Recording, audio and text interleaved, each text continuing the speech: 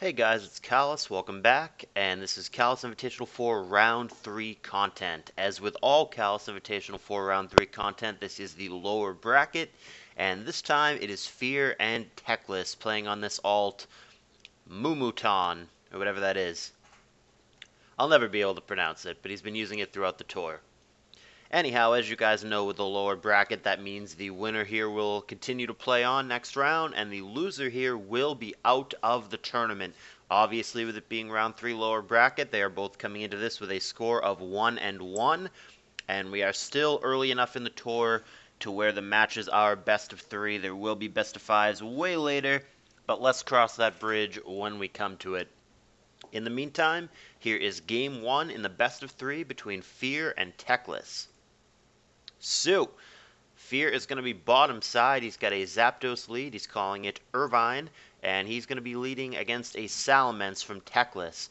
That's going to pull back in fear of a Thunder Wave or an HP Ice. Turns out to be rightfully so. There, in fact, is a Thunder Wave, and it's going to be a Lax that gets paralyzed. Interesting that Zapdos opts to stay in Thunderbolt, though. That doesn't seem overly worth it to me, especially with no Sand in play. Lax is totally fine here. He's going to Curse up. And here comes a Body Slam against an opposing Lax. Going to do huge damage, 49%, and find a para. So that was a very good Body Slam. However, it's all for naught. Fear is going to be faster since he's not cursed here, even though they're both paralyzed. He's going to boom, and they're going to trade. And we end up with the lead Zapdos against now a previously unrevealed Breloom, which Teclis does not scout or respect the possibility of Drill Peck. Just going to die to that 4x weakness. Might have gone for a Spore there, or a Sub. Probably a Spore if he's staying in.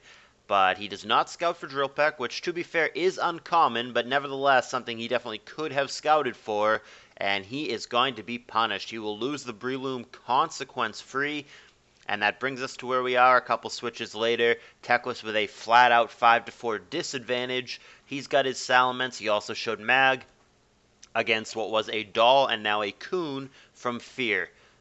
Houndoom going to come out into Coon. That's pretty ballsy.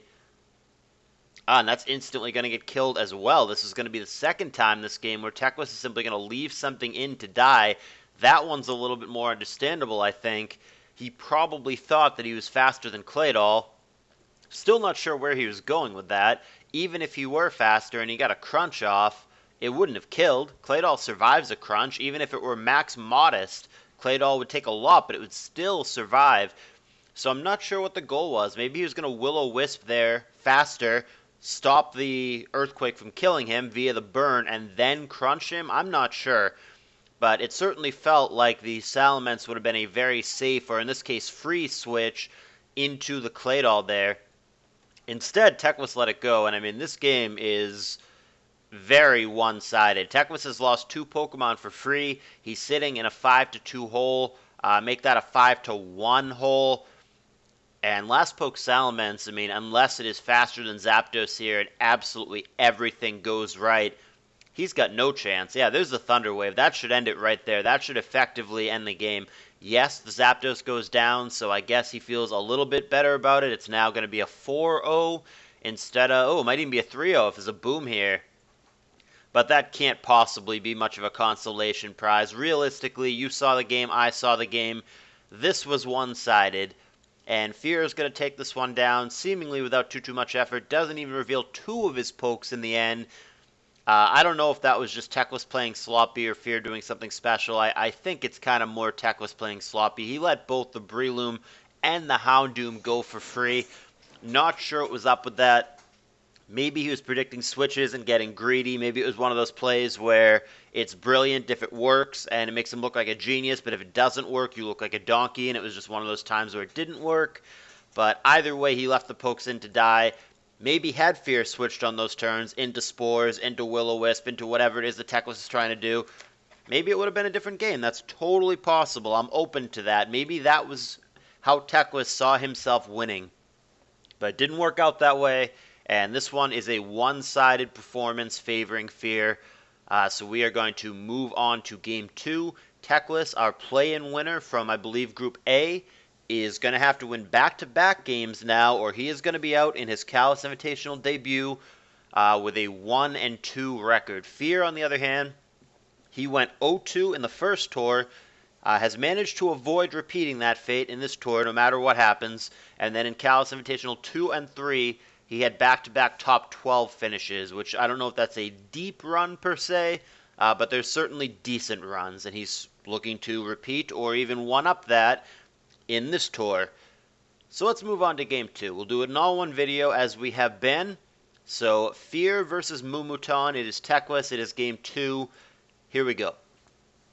So it'll again be Fear on the bottom, and he will again have Irvine the Zapdos, just like last game. Teclis has opted to switch it up. He's got a Milotic lead, which of course is going to get out of the way of the lead Zapdos. Doesn't want to eat that Thunderbolt. Here comes a Celebi, and that might have some issues with this substitute, especially if it gets passed, but it does not. It is straight Psychic. That's going to pop the sub. That was actually underwhelming from Fear. I think passing it would have been better. 25% HP Ice. Who cares? But he's going to try to sub up again to block a Leech Seed. That doesn't happen either. There's the Psychic Pop. Celebi is wasting PP in doing this. He's already used 4 Psychic PP because of the pressure ability. And good read from Teclis. Going to Leech Seed on the non-substitute turn. That was well played. That should force the Zapdos out here. And he's going to have to switch out as opposed to Baton Pass out. And this was also well played by Teclis. Had he gone for like Calm Mind or Leech Seed again there, he might have lost his Celebi. He got it out of the way, incoming Dougie, and he got Scarm in on the incoming Dougie, so he got Spikes down. So much better start this game for Teclis than he had in the previous game. Has to be careful here. He knows there's a Dougie on the other side. I would like to see him pull back again. Unless he Baton Passed himself, though. It looks like he did not. No, Teclis greedy this time, goes for the recover. He's going to try to beat this Dougie one-on-one, but unless he has HP Grass or Giga Drain, he's not going to be able to do it, and as it turns out, he doesn't. He's got Psychic. That's going to come up well short. Psychic is the best he can do, and 2 HP Bugs later, and Celebi is going to go down. I really liked the start of this game from Teclis up till that point, but he's going to let his Celebi get picked off by Dugtrio, and now things may take a turn and start going downhill for him. Nevertheless, Dugtrio is weak. In fact, it is effectively dead to these 2 layers of spikes, so we are essentially looking at a 5-5 game here, unless Fear has a Rapid Spinner in the back, which he could with his 3 unrevealeds. And there are the 2 spikes that are going to be problematic for the other members of Fear's team as well. So here we have 2 Rachis throwing Thunders at each other. There's 3 misses in a row happening here. 4 misses in a row. Thunder very reliable, as you can see. 5 misses in a row. Holy 70% accuracy, Batman. There we go. As they say, 6th time is the charm. And they both connect, but huge difference here, even though they both actually, they miss Para, which is 60-40 to get Para, so that's weird. But the key difference here is one of them crit and one of them did not, and this is devastating going Teclis' way.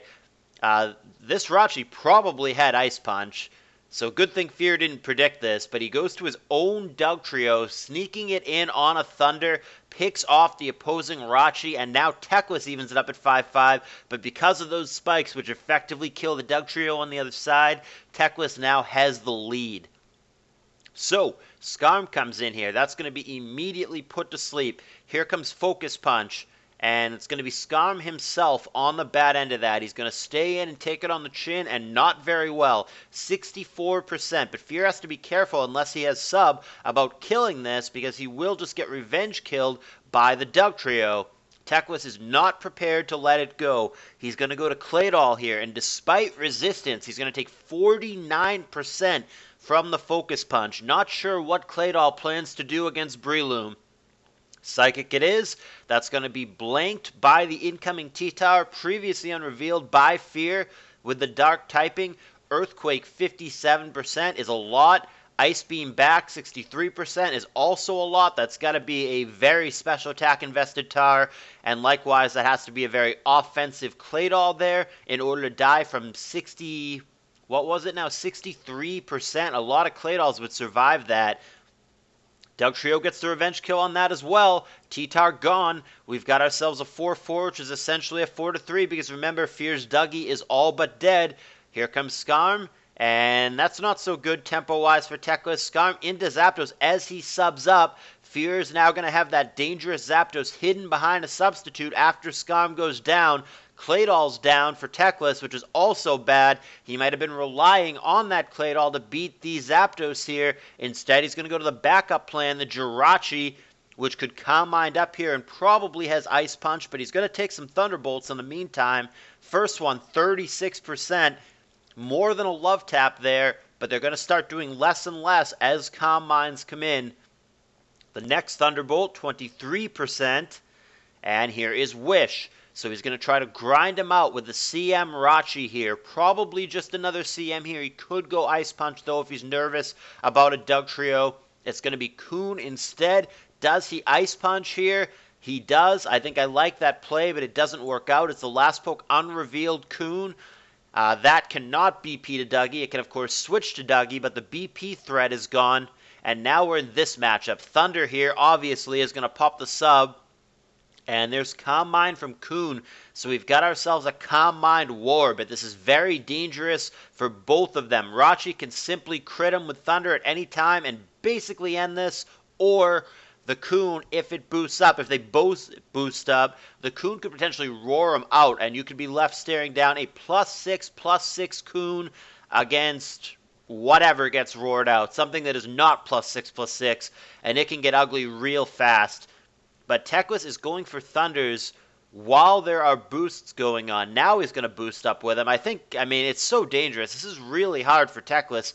Until you know definitively whether the Coon has Roar or not, he's worried about both getting roared out but also falling behind on boosts. I don't like this play. I like Calm Minding up here.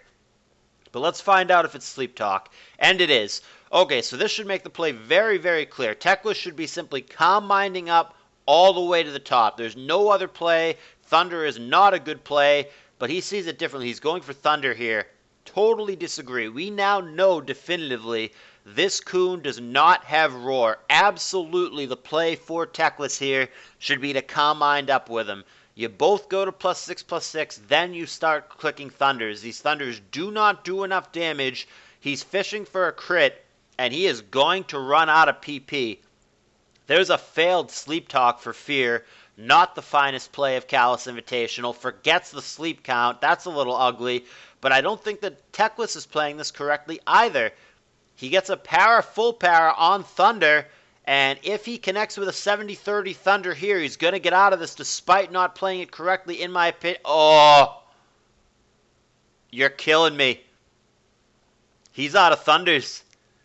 He is out of Thunders. He ran himself out of PP. The full para on the previous turn was for naught.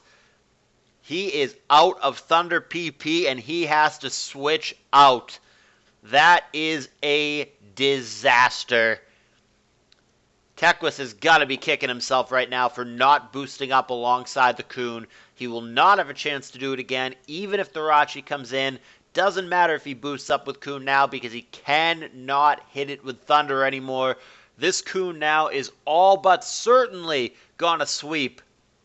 The only way that that would not be the case is if Dugtrio came in on the rest turn and then either landed some crits or, and then this is while the Coon, Dugtrio would need to come in on the rest turn, land a crit somewhere, and the Coon would have to completely blank on its Sleep Talks as well. Stranger things have happened, but I think Teclis is in a world of hurt now, and I think he probably has himself to blame. I really liked his early game until that Celebi sequence with the Dugtrio where he let it get picked off. That seemed very avoidable. Could have gone back to Scarm or Doll or whatever there. And I definitely don't like how he played the Jirachi against the Coon.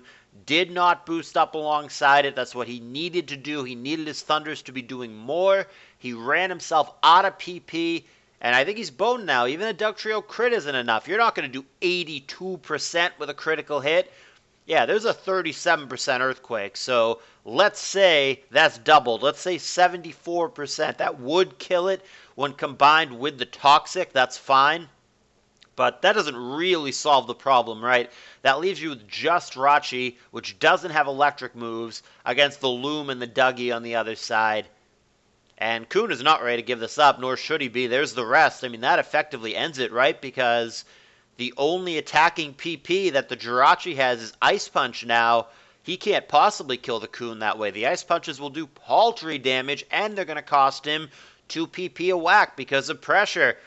So I think it is actually impossible for Teclis now. I mean, pending that Fear randomly switches or something, but he's not going to. Assuming that the Coon stays in, I think this is actually impossible for Teclis. He's going through the motions. It's his prerogative to do that. But I believe that Teclis is just a few short turns of going through the motions from being eliminated. And if that is the case, Fear's going to stay alive with his 2-1 record, and he will remain in the lower bracket. He'll play again in round 4. And Teclis, in his CALLOUS Invitational debut, to his credit, made it all the way through 3 rounds of play-ins.